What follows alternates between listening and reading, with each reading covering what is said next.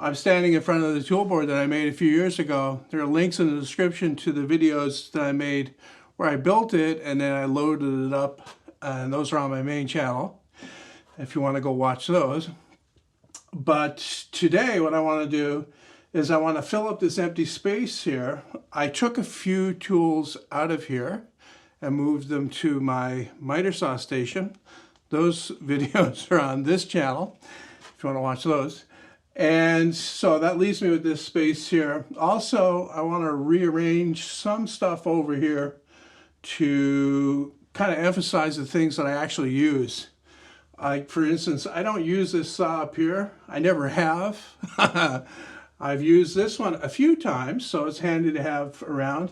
This one over here, I was going to restore it, as in fix it up and put a new handle on it, make a new handle.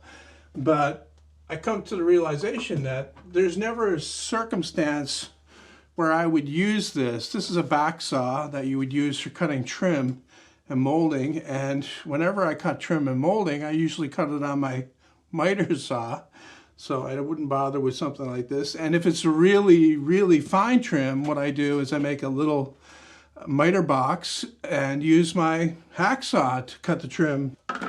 And like I said, this handsaw up here can come down.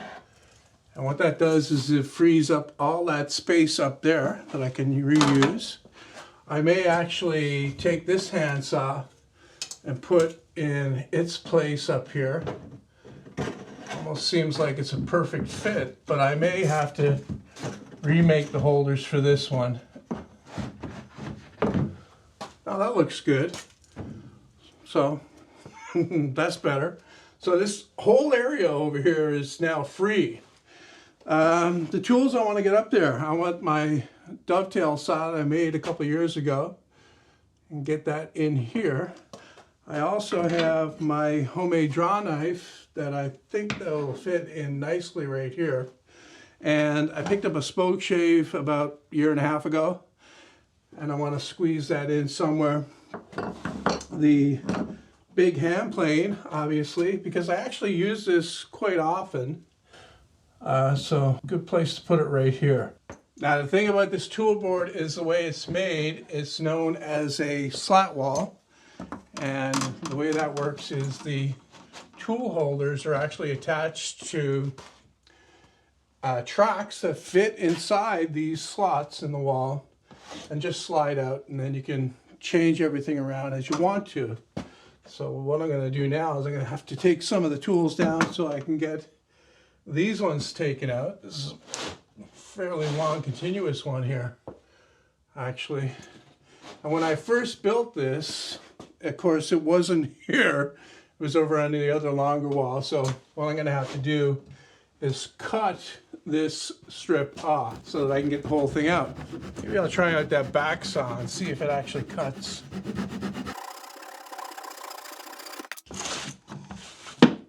Okay, I gotta make one more cut before I can get the rest of this out. All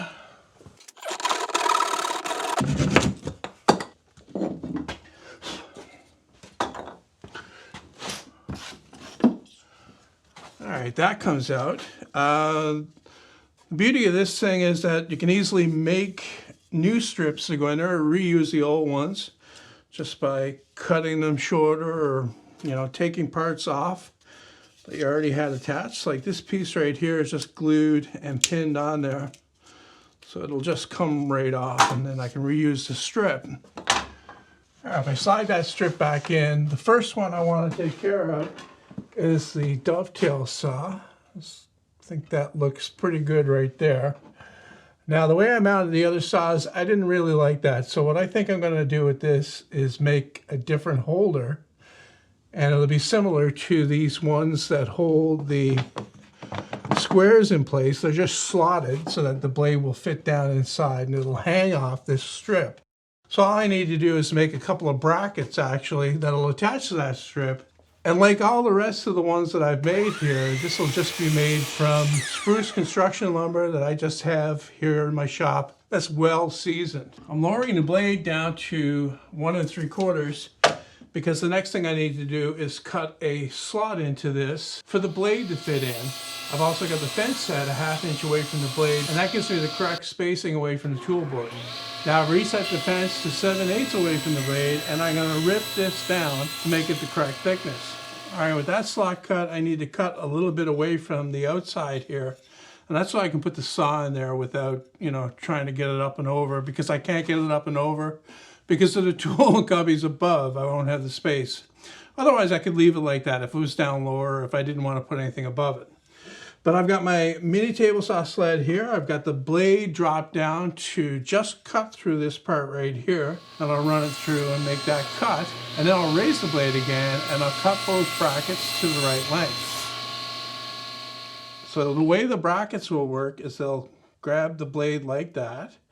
But there's one problem. The handle here is quite heavy, and it kind of overbalances it a little bit. So what I'm going to do is I'm just going to mark this block and cut a little bit away on the bandsaw so that it'll actually go over a little bit further. Now to position this, I'm just going to take it and hold it on the blade and hold it up where it needs to go.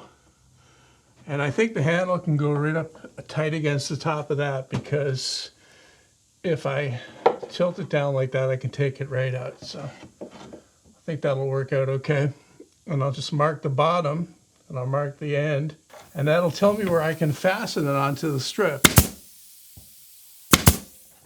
And now I can just line up and fasten the other bracket in the same way.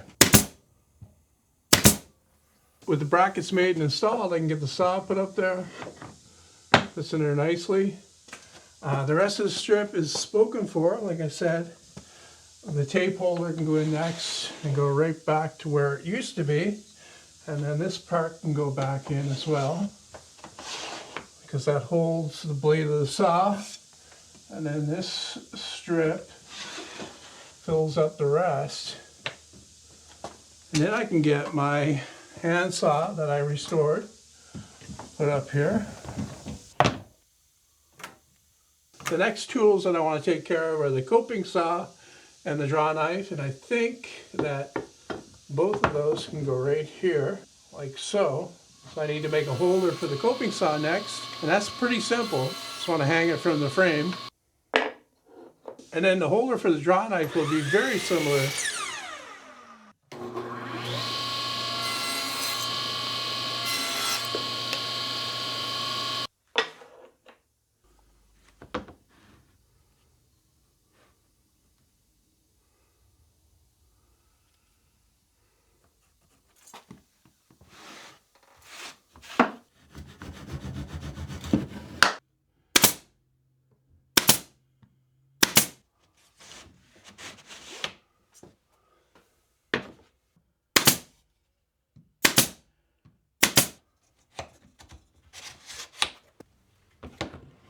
Okay, you know what? That looks pretty good. I've still got some space over here that I want to fill up.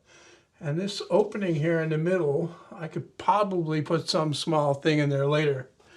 But the thing I want to put over here is my big channel locks, which I don't use very often, but when I do, it seems like I'm hunting in every drawer looking for them, or in my house. And this is exactly where they should be, up on this tool board, because I really only ever use them out here. So I'm just going to take another block of wood, put it up here, and then position this right where I want to put it. And then I'm just going to draw around the outline here, and then I can cut those out on the bandsaw and then fasten these blocks back in place.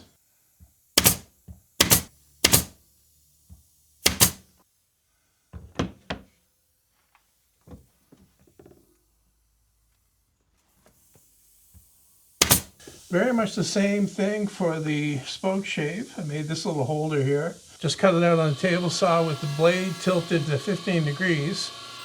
And then I added this piece on the back here to make it drop down further.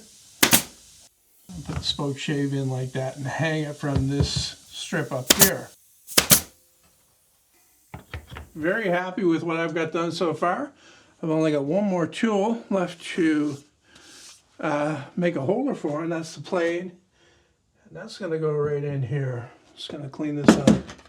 My old wooden switchblade still works.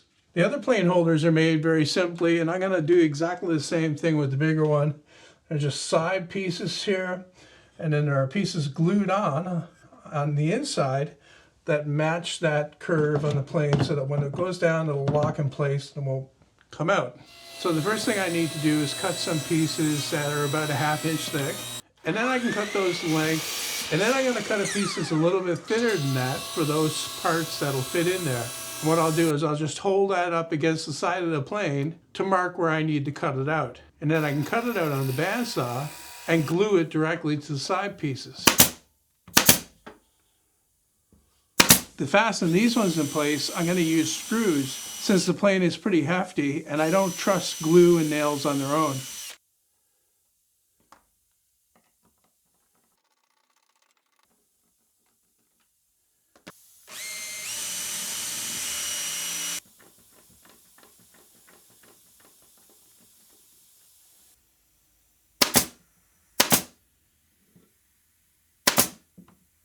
After I screwed it onto the strip, I added this other cleat across the bottom here to keep the sides together. Now I'm going to slide it into the slot all the way over where it goes, a little bit tight, and it'll go.